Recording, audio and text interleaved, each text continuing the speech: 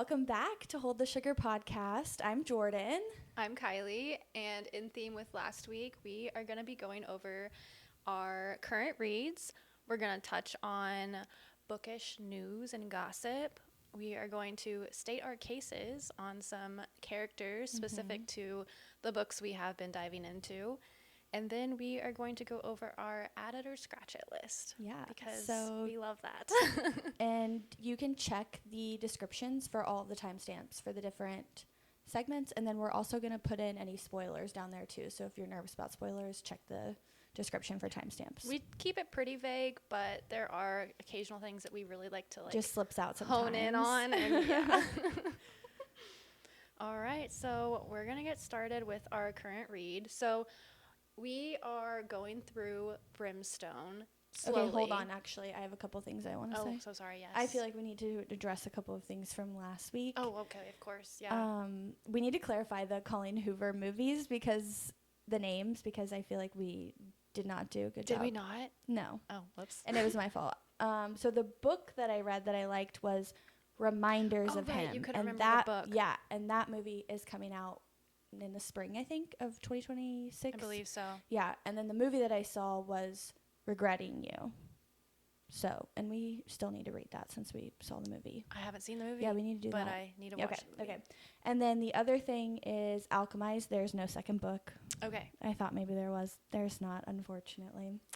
I feel like there's some like Harry Potter like spin-off books that have been floating around. Yeah, that's obviously one of them. I think the confusion was there was like the fanfic original for that book is something else. It's called something else, right? With an M. Yes. Yeah. Mm-hmm. So anyway, just want to clarify a couple of things. Perfect. And then also, do we want to talk about where the name came from? Because we didn't really, we kind of just glazed over that at the very beginning last week. Hopefully we'll get better at this every week. That's the plan. This is for funsies. It's so for fun, yeah. So, yeah, we're just kind of like flying by the seat of our pants and having a great time with it. Mm-hmm. If you can't tell.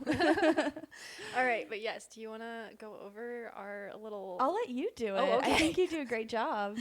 Okay, so the lore of Hold the Sugar podcast, we were driving to Kansas City. Mm-hmm. We were like, we have to nail down a name because we're starting like this week. Mm-hmm. Like, we need a name. And we were rapid firing like random, just brainstorming, just anything that was coming anything to mind. That came to mind. It got a little spicy there for a second. No, that was Chat's Chat. fault. We asked Chat because we thought that could help, and Chat took it way too far. Chat was a bad idea. Like we would get taken down. Like we were trying to keep it a little PG, but yeah. So obviously we are two romance fantasy loving girlies, and we like to add a little bit of the spice in there. And so you know, to keep it PG, we're like, you know what? Let's hold the sugar. Mm-hmm.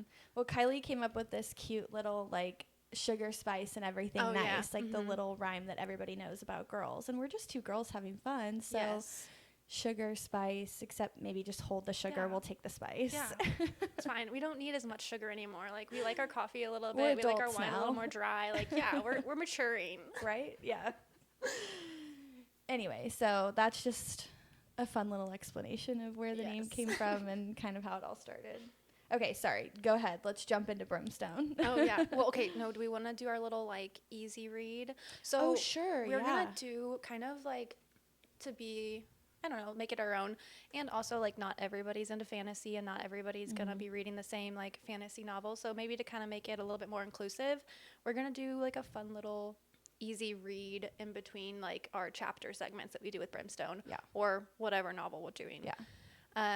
So this time we did The Intruder, which I think we touched on, or you mentioned. By Freida McFadden. Because I hadn't read anything by Freida McFadden. Yeah, Kylie. So this was my virgin read. I love a good Freida McFadden. It's such a quick, easy read. I think it's so, and they're thrillers, which I think is fun. But you're not really a thriller girl, so I do. I like. Kylie stepped out of her comfort zone a little bit thriller. This week. The last one that I read though still had the romance, and so I was like, yeah, there wasn't any. No, there was there were a couple of looks. I wouldn't call about It wasn't a romance at all. Yeah, it's definitely more of a thriller, but that's why it's fun. It's just something different. It's like a palate cleanser. A palate cleanser for sure. Yeah, exactly. So yeah, let's start with that, and then we'll jump in to Brimstone briefly. Okay, I kind of want you to start because since you've never read a Freida McFadden, I kind of want to hear like what your thoughts were on the whole like pace of the book or the writing. I know we checked in a little bit this week, and I was like, "Are you doing okay?" And Kylie was like, "I'm a little scared."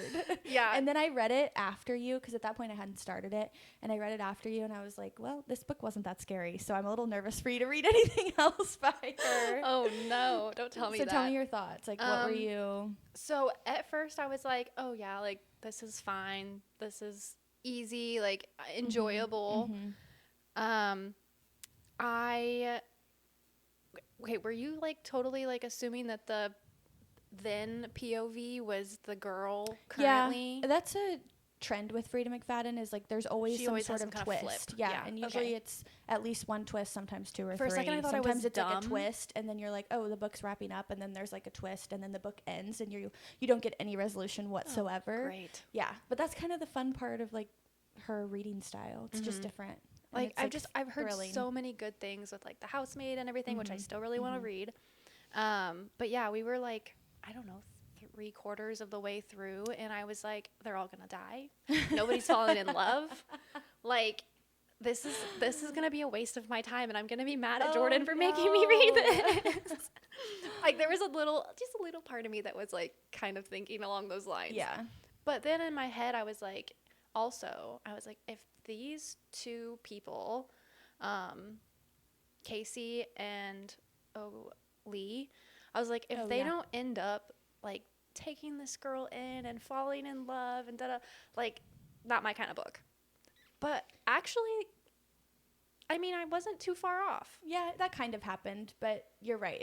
That didn't drive the story at all. I love that you clung to that with everything. I did. That you had, was and it was like holding on for dear life. That, like, oh, he's gonna take this girl in. Yeah, that's funny. So, did you like the pace of the book? Like, did you like her writing? Like, you did? Okay. Yeah, no, I felt like it was very easy to get like pulled in, and then very easy to like stick with it. It wasn't overwhelming. Like, I feel like some of the paces of the fantasy books are, obviously. Yeah. Like, I didn't feel like I had to flip back and reread. I felt like it was like a one and done. But yeah, it is. It is, and she is very gripping from like the very start. It doesn't like take any time to get into the book, which I appreciate. But it also was like, okay, so there's dark romance, and then there's like dark stories, and that was kind of dark. Yeah. Most of her stuff is dark. I was like, oh, okay. Yeah, it's kind of like a scary movie, but a book.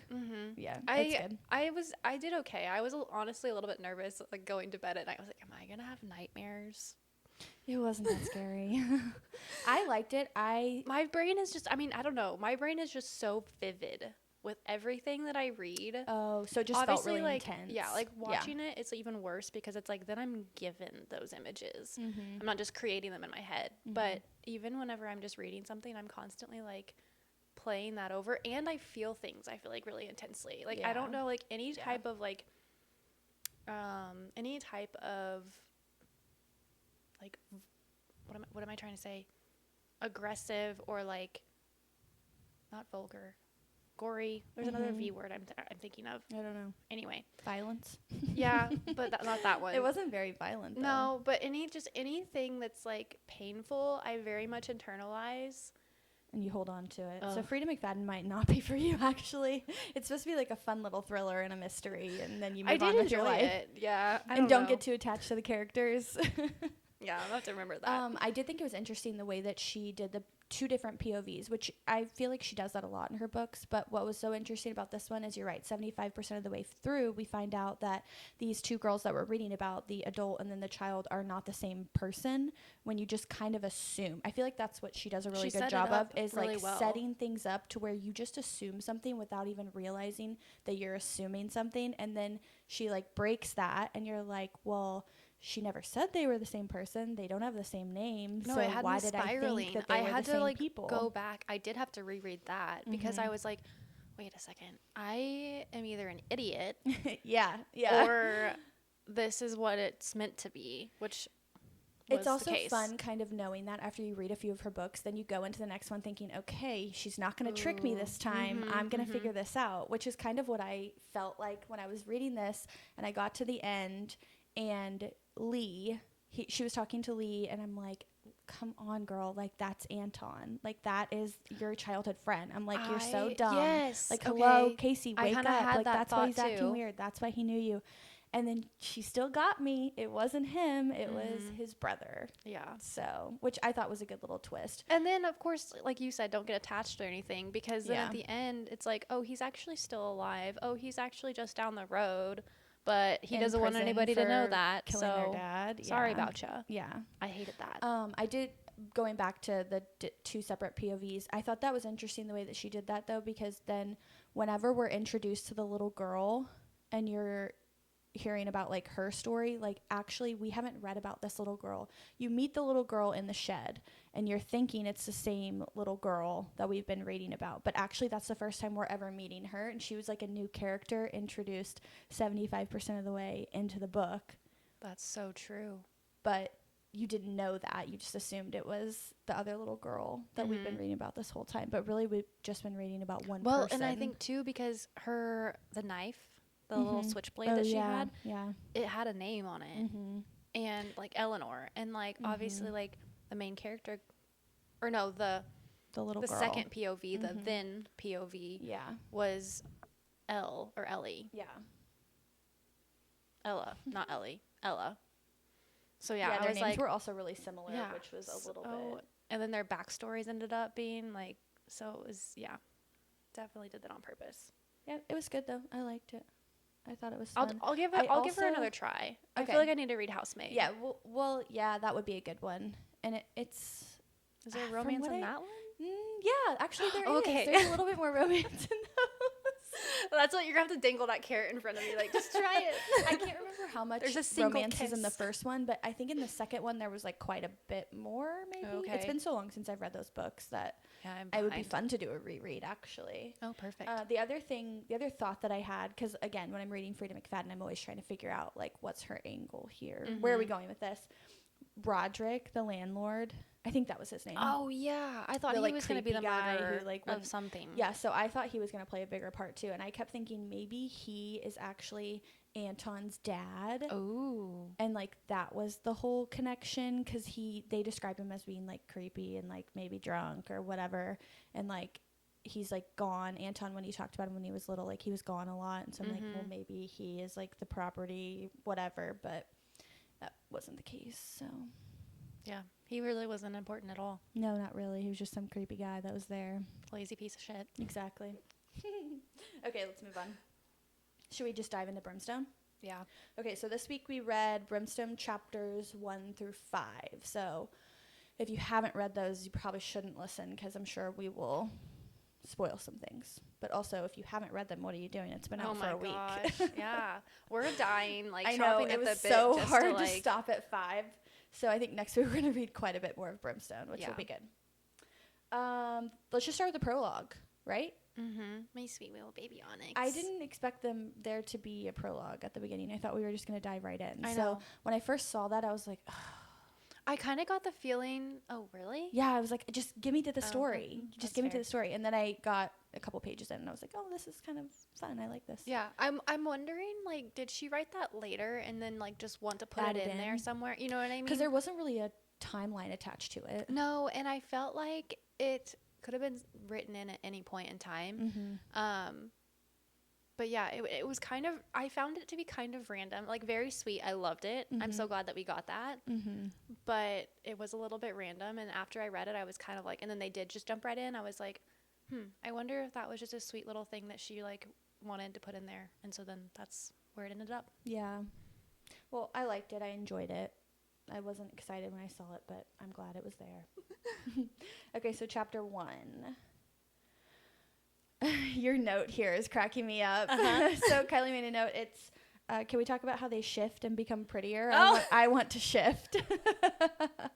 Are you It's talking that? Like, what made you think that? She had that like moment in the mirror where she's like, I'm not myself, but I am. But like basically everything about her that was already like okay just became better. And I was like, that would be amazing. Yeah. Like just a little more in but places, isn't that and every like human who shifts into a fae? I mean, your we skin just gets better. Your curves get curvier. We could go back to 5th grade reading Twilight. Like whenever she becomes a vampire, she becomes prettier. I mean, why wouldn't you? Those types of beings are just better looking than humans. Humans are just like the ugliest ones, apparently. That's how they're portrayed in all the books. No, I thought you were going to talk about my first comment, which I was really excited about. Oh, the shadow.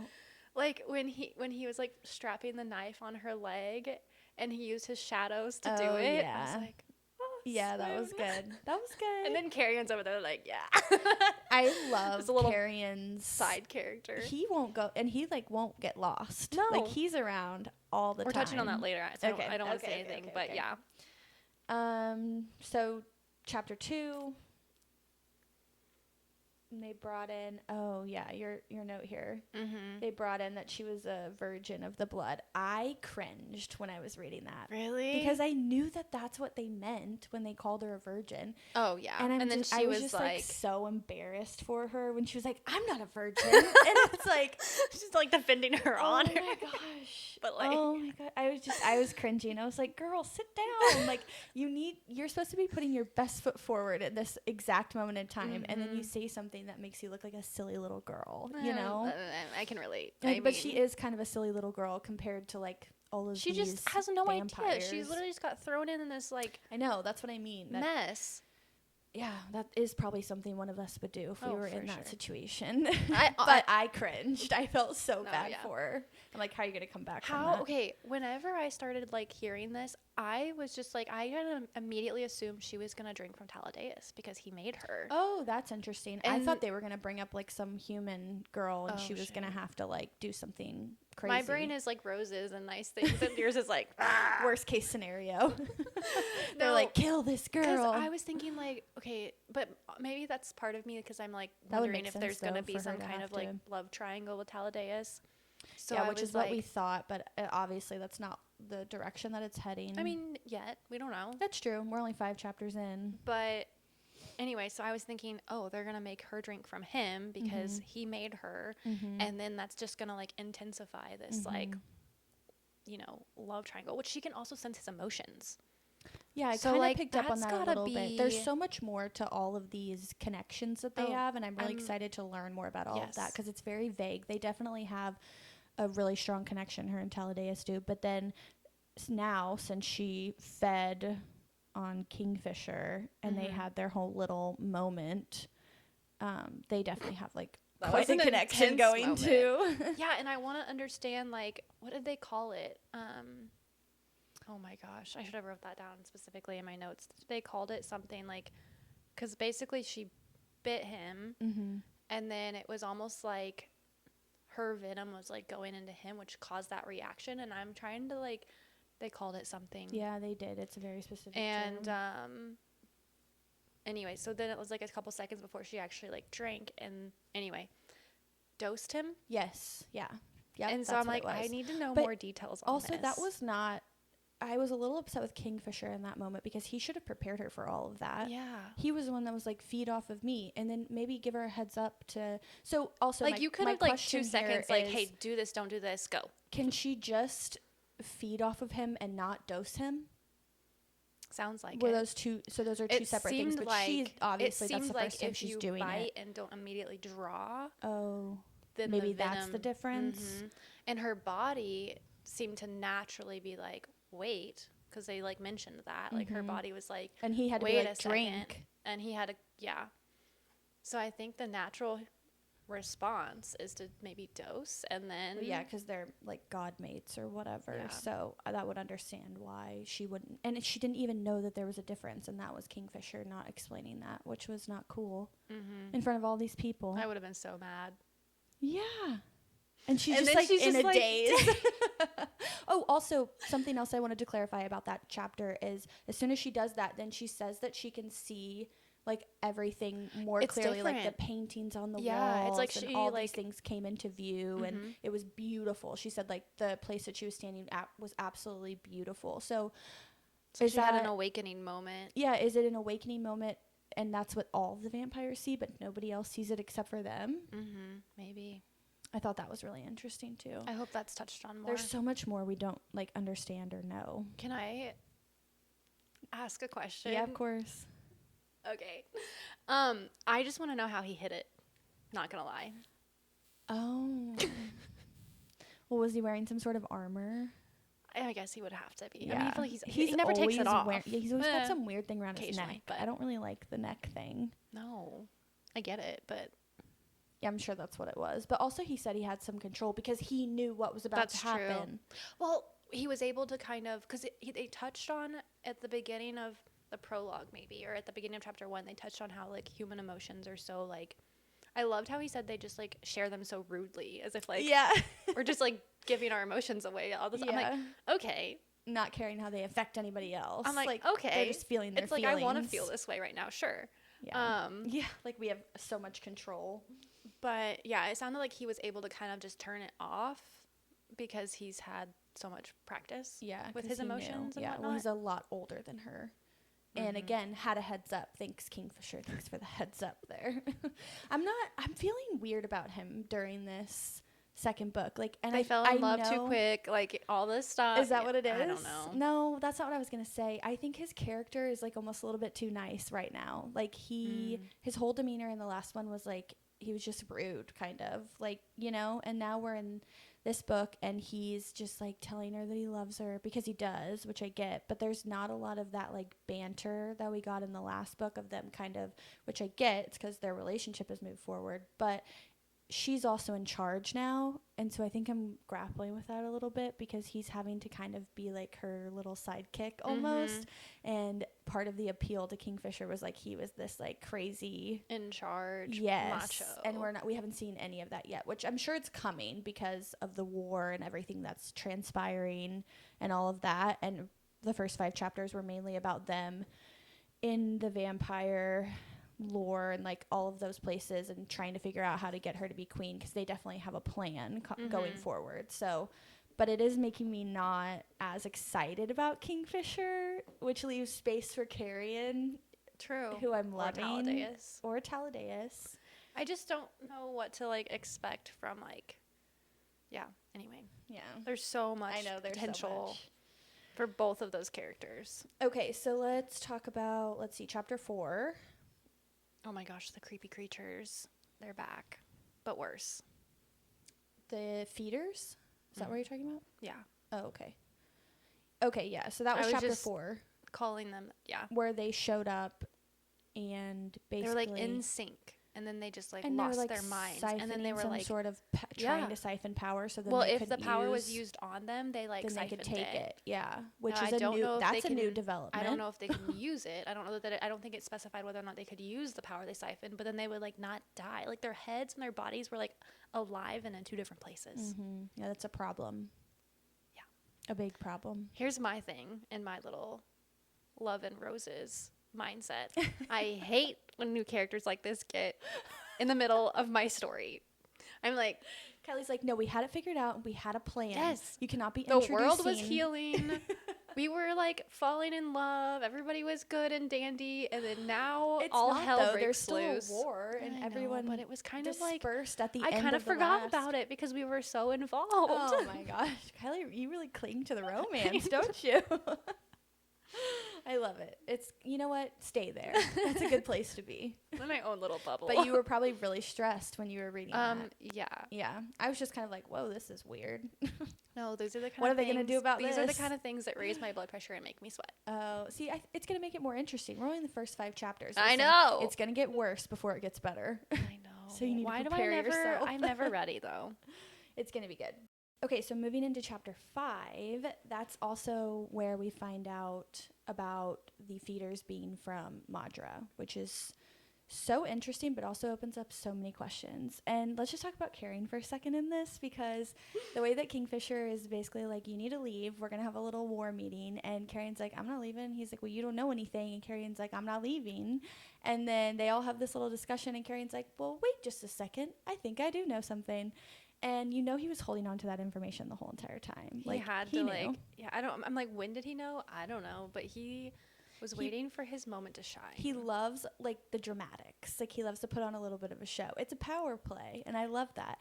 Eating the apple, it's a power play. I wonder, I don't know age-wise how old he is in difference to Kingfisher, but I mean, he has been around for a hot minute. He's been learning. And like I said last time, he is bored, and he is here to have a good time in any manner necessary. But I just loved him with his little apple, like standing up and pulling the heads out and just casually I could not be eating something, explaining what nobody else and looking knew. at that.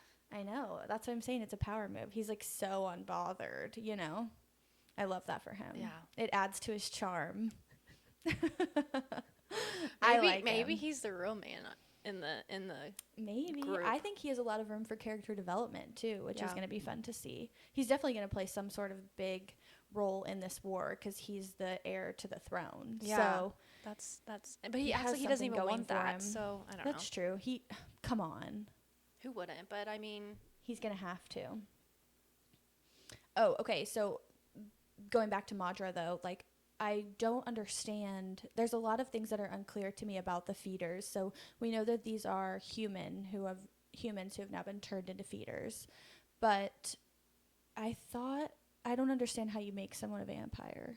And then it also depends on who bites you, and then it's like if you have to be bit and then drained, so and then like bit by oh, you're right. Yeah, there was a line when it came to just getting a bite or just being, because they also talked about his friend, like the friend that they had that like got bit. He was attacked, and like died, and then because Taladeus like drained him, I think, and then gave him the choice to come back, like, or not. Yeah, okay. We need more clarity in that, so hopefully that'll come soon. That needs to be a deep dive at some point that we do, because there is like they've talked about it a little bit. They talk about it like we already know. I know it is. I feel like my brain, every time they like mention like, oh, if so and so bites and this happens, then it's like this is created, or like if this person, other type of vampire bites, they're just like a feeder or these dead, are your options. Yeah, and there's so much, which she does like a great job of like creating all these different angles, but it's also so confusing. Yeah. So that was chapter 5.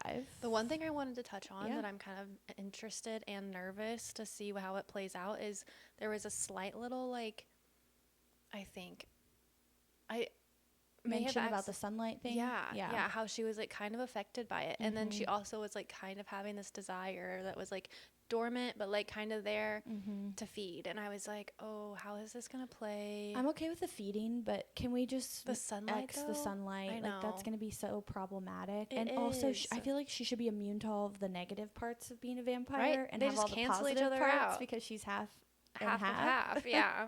So she should just get the best from both sides, but that's me pulling a Kylie and holding on to the roses and sunshine. So for real, we'll see how that I know. plays I was kind of shocked. That is a good note, because I was kind of shocked that was like mentioned. I was like, oh great, what's this gonna cause? Yeah, exactly. Well, so far I'm loving it. For sure. Okay, I'm like good. anxious to get into it to deeper. to like the real nitty gritty part of it, because we just started.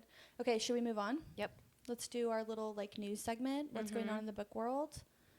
So I saw Wicked on Saturday night. I think I saw it on Friday. I saw it. Yeah.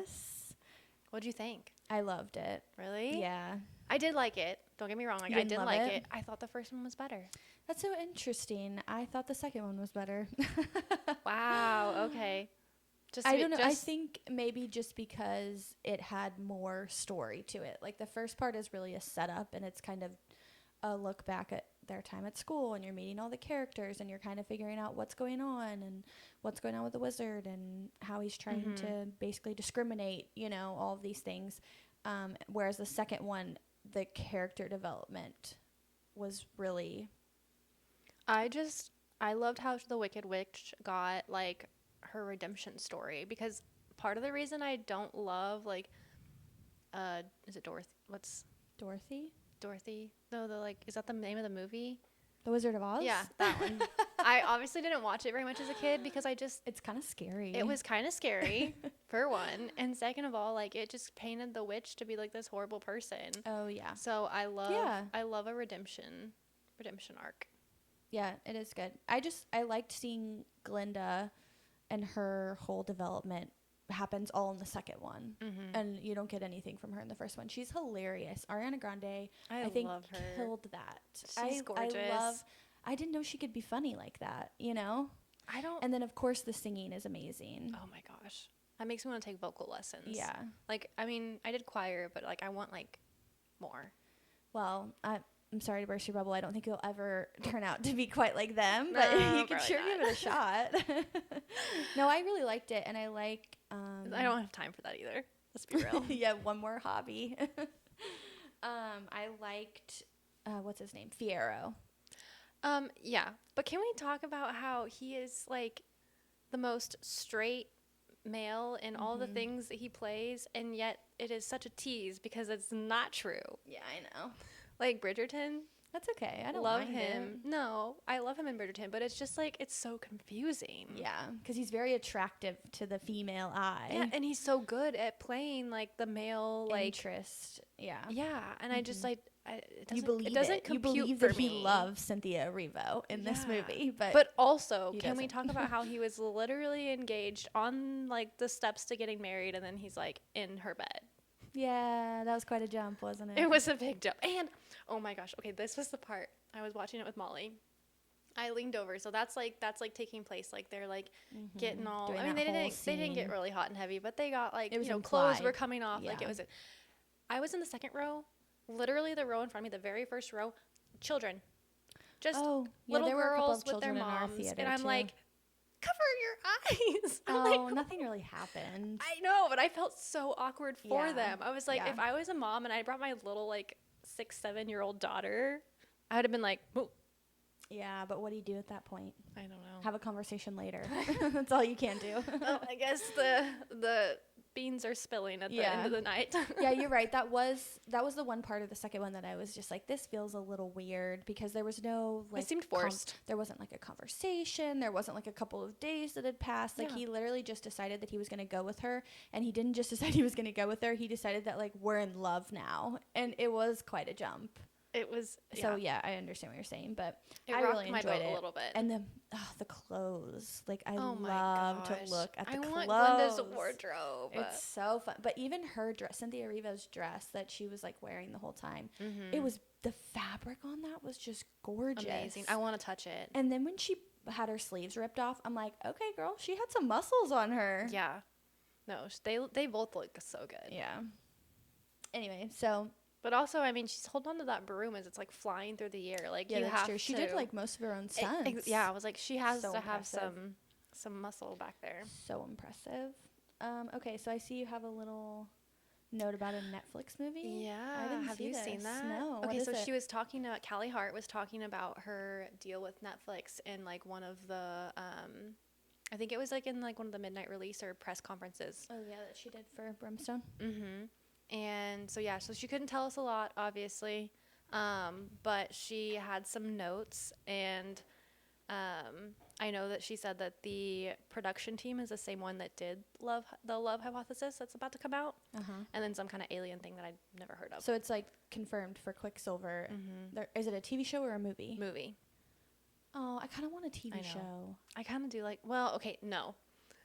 I suck at TV shows. Really? Because I mean, a movie, it's like, okay, I sit down and then like I can get through it and then I know the full story, right? But a TV show, I feel like it's longer. You can watch multiple episodes, but I'm just such a busybody that I suck at watching anything for an extended amount of time. But then a TV show, I'm really good at starting and then really bad at finishing, which probably would be different with this. Yeah, I think it would be different. I think that movies there's a bigger chance for them to mess it up if it's in a movie because it's so as opposed to a TV fast-paced. show. Yeah, because you have to hit all of the right things, and that's a 600-page book. That is not, and it's not light. There's That's not a lot of true. fluff. So that's why that makes me nervous for them to do a movie. I mean, Wicked is a book, and they had to do it in 4 hours, you know? True.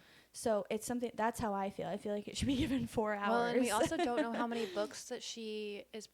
I don't think we know how many right. books she's So writing. why not like, do I think there why was not do a TV show? there was a tease, or I saw something online that there was a potential third book like date, but there's like no. Interesting. It was like on the Barnes and Noble list. But you know she what I mean? hasn't committed to a number of books in the series. I did see that. Yeah. No, I just think a TV show would be a little bit better because then they could hit everything. Like there could be a couple of episodes about her and her brother and like that whole very beginning scene and just like where she lives and because that's interesting. Like that is part of like her story. So I just want more. That's my problem. I just want more. I get greedy. Yeah. Movie's not enough. But that is movie exciting. And then we want a TV show. Yeah, exactly. Okay, and then... Oh, yeah, and then the other thing, speaking of the Love Hypothesis, that's supposed to be coming out. I couldn't find a release date for it, though. I've seen, like, I could have swore I saw, like, January, but then I also was reading something about its potential to be just, like, straight to Amazon Prime, or its potential to be in theaters, and I'm like... I have seen things about this. I'm really excited, though. I really liked the book. Did they release a trailer? Yeah, I've seen a trailer. Oh, but I haven't seen, like, a date. I haven't seen that. Anyway. And I also need to read that. It's really good. I really enjoyed it. Put it on the list. Add it. Okay, so let's move on to we've been calling this State Your Case. So I talked about maybe doing a whole thing on Kale, and don't worry, it's coming. But it is going to take way more of my time. I started it, and I got a little into it, and I was like, this isn't enough. I need more receipts for everything. I feel like I'm not going to be able to properly defend him. You're going to have to prepare. Also, it sounds like it, to be honest. No, it's fine. He's growing on me, not really, but I'm trying. You haven't read Tower of Dawn, though. I'm in You're it. in the midst of it. Okay. And once I found out that it was just spoiler alert. Once I found out that it was just his, like the whole book is just some his people just POV, DNF isn't it?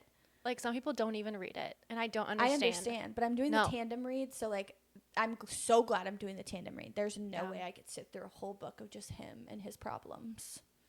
Anyway. That will be coming soon. Don't worry.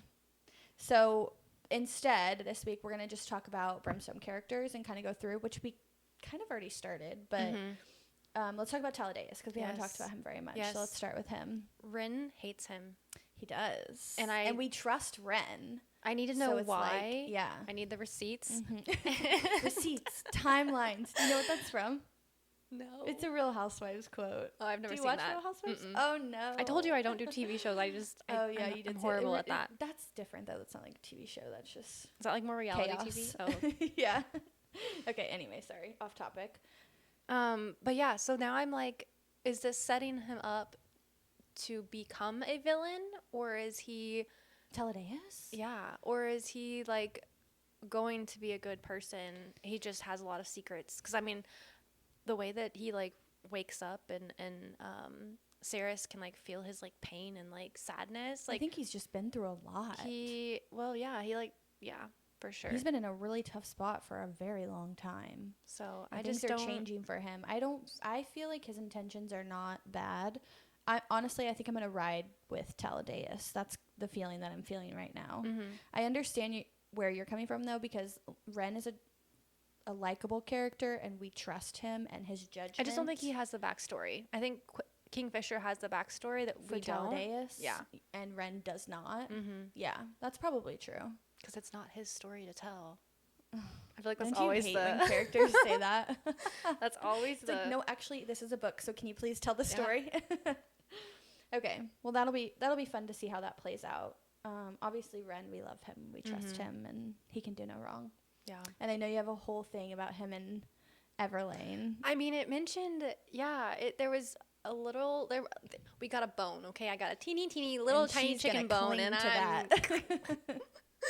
and I'm thinking that there's got to be something between them. I hope I there don't know. is. It did portray it as more of like a brotherly figure. But there was an edge, and maybe it's all conjured up in my mind, but there was like a twist to it that, maybe that's what it used to be. And maybe it'll turn into something else. We haven't really got a whole lot of her. Like, she's been a kind of a minimal character up until this point. Yeah, like, she's healing. Her role was huge in the last book with the way she was, like, used and who her father is and all of this stuff. So, yes, she's a big character, but I feel like we don't know her as well as we know a lot of the other characters because she hasn't really been around. She did drop off at the last part of the book. Yeah, and then she hasn't really been in the second part of the book because she's not okay. Yeah. And my biggest question of all is, what is Carrion's gosh dang angle? Because I love him. I really do love him. But, like, he's just, like you said, he just clings. He hangs around. Like, even Kingfisher's been trying to take him back. Away. Yeah, Kingfisher's been trying to take him back. Like, they're like, you don't even need to be here. Like, why are you here? Like, I can literally take you home. And he's like, no, I'm here. I'm just hanging out. Well, I think you're right. I think your initial kind of thoughts on the love story was going to be this little, like, third love triangle. That's what I'm trying to say. Yeah, I mean, is he actually in love with Ceres? Or kind of looks like it. He's always hanging out in her room, which we know that they became good friends when she was working with the Quicksilver and all of that. So they definitely have a friendship before. Definitely doesn't act like he likes her. You don't think so? Isn't he always making comments? Like, it opens up chapter 1, him talking about how hot she looks. Okay, yes. He's like vulgar about it, and he's kind of like, but he's kind of like a dick. Yeah, but I feel like he's being a dick because Kingfisher is there. So then the question is, does he actually really like her and he's just poking at Kingfisher? Like, in the last chapter, he's like biding his time for Kingfisher to go off the deep end, and then he's gonna still be there. He's still gonna be there. Yeah, and I think he really does like her. But I love to see him. I love this banter that we're getting between the three of them. And she's always like, "Stop!" And I'm like, "Shut up, girl. Let it go." Let him go. Because I want to just point this out. Like in I think it was chapter 5. Karen gets up and goes to like grab her to look at the heads. Like, he goes to grab her wrist, and Kingfisher's like, "Don't touch her." And he's like, "Oh, do you not want me to touch your girlfriend?" And he's like, "She's not my girlfriend." Like, it gets him. He just knows what to say to really get under that skin. Oh, it's so like good. He does that so intentionally, and I love it. I didn't think about the intentionality behind it, but now that you say that, it's like all he's so methodical, but he pretends like he's just like an airhead, and he's just having a good time. Yeah. Which, to be fair, that's the role he's been playing for the last however many years he's been stuck with the humans. It's probably gonna take him a while to flip out of that. Yeah. But it did mention too, because it's like, you know, his angle. I'm like, what does he want? Because it did mention too that like about him being like heir to the throne, but then like he doesn't want it, or supposedly he's not. There's a cat fight. Literally. Okay. Who are you guys fighting over? Kingfisher or Carrion? Oh boy. Anyway, let's talk about. Do you want to do Kingfisher and Ceres? I feel like we've kind of already covered them. Yeah. Do you want to? Okay, we'll just pass over them. We already know so much to cover eventually. I will say, like, I appreciate Ceres as a main character right now. Sometimes you get a main character and you're just so annoyed with the decisions that they make or the things that they do. And I feel like Callie Hart has done a great job of making her a very likable, relatable. I mean, as relatable as you can get, you know. I know. Being perfect and all, now that you're half fae, half vampire. Let's talk about Onyx, though. Oh my I know gosh. you have some feelings. Yes. Towards the fox. So obviously we get a whole prologue, a whole entire chapter about how important his life is to Ceres, and obviously Kingfisher's willing to risk his neck to save this fox. So I just feel like. And side note, Carrion's there again. Oh yeah, yeah, because he's the one that saw the fox to begin with.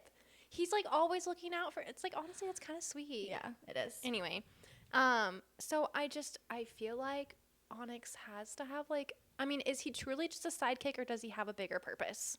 I think he does, and I think there was an interview with Callie Hart not that long ago that I saw, and she mentioned something like pay attention to the fox, or like remember the fox, or some sort. I can't remember exactly what she said, but she alluded to the fox. So I think you're definitely right. I think you're definitely onto something. I did not know that, but yeah, I was just like, for her to have a whole chapter about him, and I mean, he's got to be more than just a little side piece. I think so. What am I trying to say? That's not the right terminology. Onyx is just a little side piece.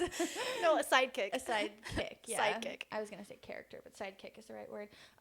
Just real quick on the topic of foxes. I was running today, and because Brimstone was so much on the brain, I was like, oh my gosh, there's a fox. It was a cat. Oh. But I saw it, and I was like, oh my gosh, a fox? Yeah. So cool. Then I got closer, and I was like, oh, just a cat. Okay. It's just integrated into our lives. Like, it's all we think about. I know. I'm like, I've always wanted a pet fox, but now more than ever, I'm like, please, can I have one? And specifically a white one, because that just sounds so cute. Yeah. Or I black like. one. I like that it's a fox, and it's not like. I mean, I like a dog and all that stuff, but a fox is different. It's fun. It's mysterious. It's kind of wild, and yeah, I like it. But it like chose her. It like chose to be like tame for her. Yeah, there's definitely something going on there. Anyway. Okay, add it or scratch it. So I added The Last Letter. Which I need to read as well. Is it Rebecca Yarros? And I've heard really good things about it online. I've heard it's a tearjerker. I've heard that too, yeah. So it might be a tough read for Kylie.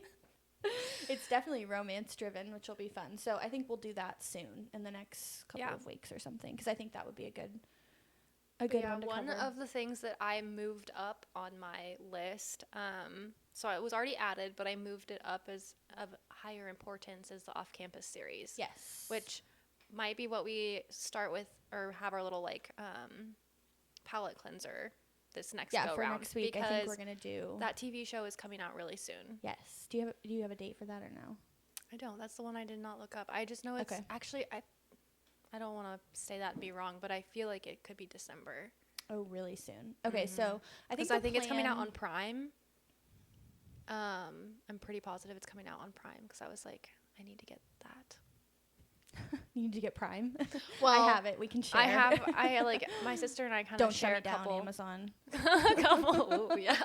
My sister and I have a couple different things that we like flip flop. So I was like, I need to make sure I'm logged into that, because I know I'm gonna want to see it. Okay, so next week we're gonna cover the first book, because there's 3. There's 4. There's 4, and then there's like a 5th one that's kind of like one of those like wrap up, like kind of like retouch on all the characters. It's called The Legacy. So it basically just is like their lives like so many years later. Okay, perfect. So we're going to do off campus for next week. So if you guys want to join in reading that, we're going to do off campus, and then we're going to do, we did 5 chapters of Brimstone this week. We're doing 10. We need more. And it's a holiday week, like Thanksgiving. So everyone should have more time theoretically, right? I will be Princess Passenger on the way to Arkansas. Time driving, I will have some time. Yeah, that'll be good. So if you want to follow along for next week, that's the plan. That's what we're going to do. Yes. Anything else? I think that pretty much wraps it up for this week. That's a wrap. This is so fun. I hope everyone's enjoying it as much as we are. Can I just say that I am like absolutely blown away by how much interaction we have already had. I know. And it literally makes me want to cry a little bit, because I'm like, what is going on? This was literally just kind of crazy, a and fun so little fun. like it's thing so fun for to ourselves. know that there are people out there that like actually enjoy what we enjoy too. So So anyway, it's exciting. Thank you guys. Thanks for coming along. And thanks for listening to episode 2. We'll see you guys next week.